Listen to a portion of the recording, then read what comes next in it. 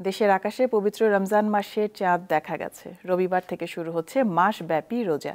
এই উপলক্ষে শনিবার রাতে শুরু হয় তারাবির নামাজ। এতে সর্বস্তরের ধর্মপ্রাণ মুসলমানরা অংশ নেন। 1 বছর পর আবার রমজান মাস পাওয়ায় খুশি তারা।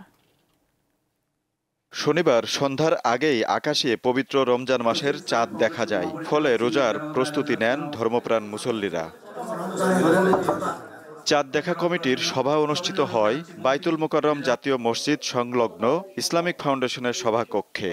পরে ধর্ম উপদেষ্টা চাঁদ দেখা যাওয়ার কথা এবং রোজা শুরুর কথা জানান। রোববার থেকে 1446 হিজরি সালের পবিত্র রমজান মাস গণনা শুরু হবে।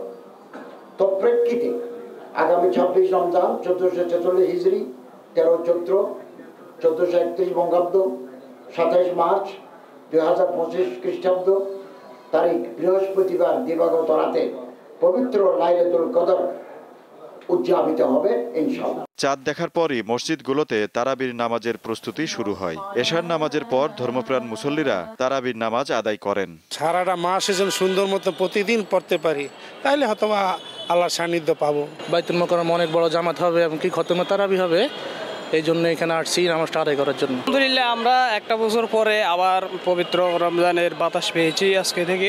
এবছর রমজানে দেশের সব সরকারি, আধা সরকারি, স্বায়ত্তশাসিত, আধা স্বায়ত্তশাসিত প্রতিষ্ঠানের অফিস চলবে সকাল 9টা থেকে বিকাল 3:30 পর্যন্ত। আজিজুল ইসলাম, দীপ্ত সংবাদ, ঢাকা।